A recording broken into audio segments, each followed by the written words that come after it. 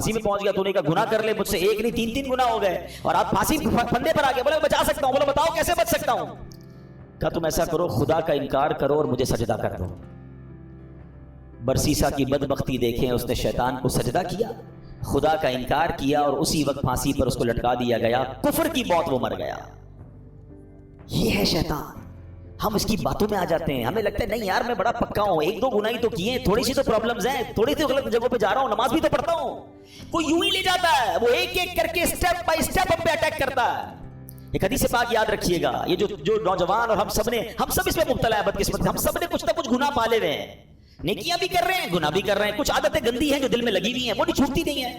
मैं आपको प्रॉब्लम बताऊं क्या है, पहले हदीस सुन ले फिर आपको प्रॉब्लम समझाता हूं। हदीस पाक का खुलासा है, जब बंदा एक गुनाह करता है ना, उसके दिल पर एक सिया नुक्ता लगा दिया जाता है, दूसरा करता है तो दूसरा नुक्ता हो जाता है, तीसरा करता है तीसरा हो जाता है। एक वक्त आता है कि उसका पूरा दिल ही सिया हो जाता है। अब उस पर हिदायत की कोई बात असर नहीं करती है।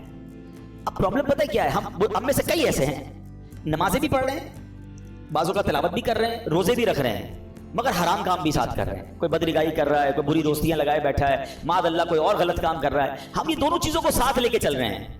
एक बात याद रखिएगा, दिल है ना ये प्याले की मानंद है, हैं? इस प्याले में आप गंदगी भी डाल रहे हैं और दूध भी डाल रहे हैं। दूध का क्या हाल हो रहा होगा?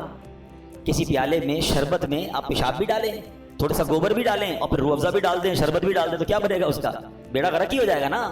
ये जो मुझे और आपको सजदों की लज्जत नहीं मिल रही ना, मुझे और आपको जो इबादत का नूर नहीं मिल रहा, मेरी आंखों से जो आंसू नहीं बह रहे, मुझे दुआ का जो लुत्फ नहीं आ रहा, इसकी बड़ी वजह ये है हम नमाज तो पढ़ रहे हैं मगर गुनाह नहीं छोड़ रहे। जिस दिन आपने गुनाह छोड़े, इस प्याले को साफ किया, इस दिल को क्लीन किया, आपको हर सजदा इंशाअल्लाह बरकत अता फरमाएगा। आप दुआ करोगे आपके आंसू बहेंगे, आप दुरूद पढ़ोगे आप मदीने की याद में खो जाओगे, क्योंकि इबादत का नूर मिलना शुरू हो जाएगा। हम दोनों चीजों को साथ लेकर चल रहे हैं, जुल्मत और नूर साथ नहीं चलते। पहले दिल को इन गंदगियों से पाक करें, फिर देखें आपको इबादत का नूर कैसे मिलता है। तैयार हो जाओ, शैतान के बारों में नहीं आना। मैं कौन कौन सा आपको वाकया सुनाऊं, एक और वाकया सुनिएगा, यकीन करें डर लगता है ऐसी बातें सुनकर। पहले तो ये जो हमें ना पहले बेखौफ नहीं होना है, अल्लाह की खुफिया तदबीर से डरते रहे। हमने रोजे रखे, नमाजें पढ़ी, तरावी पढ़ी, कईयों ने कुरान पढ़े, कईयों ने ज़कातें दी। भाई अब तो जनाब कमाल हो गया, भाई बहुत इबादत कर ली, अब तो जन्नत ही अपना पक्का ठिकाना है, इंशाअल्लाह अल्लाह की रहमत से जन्नत में जाएंगे। मगर अल्लाह के खौफ से बेखौफ नहीं होना है, ईमान की हिफाजत की फिक्र करनी है। सैयदी आला हजरत इमाम अहले सुन्नत फरमाते हैं कि उलमा फरमाते हैं जिसको सल्बे ईमान का खौफ ना हो, ईमान के छिन जाने का खौफ ना हो, नज़ा के वक्त उसका ईमान छिन जाने का शदीद खतरा है।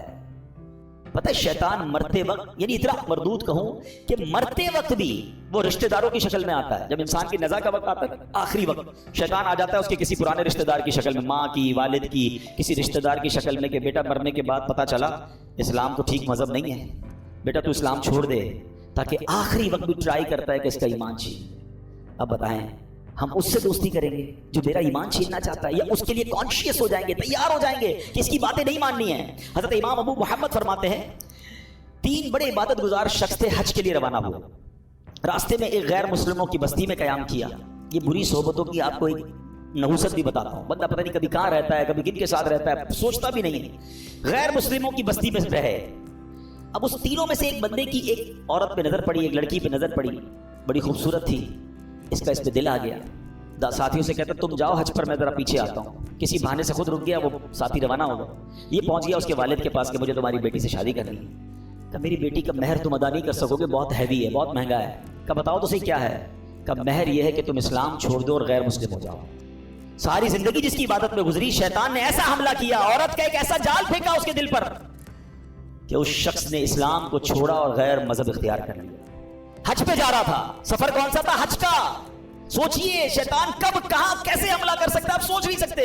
मेरी जबान नहीं उठ रही है मगर इशारे में बता देता हूं, तवाफ के दौरान क्या कुछ होता है। ऐसी ऐसी बातें सामने आई हैं कि जबान भी नहीं उठती कि यार उधर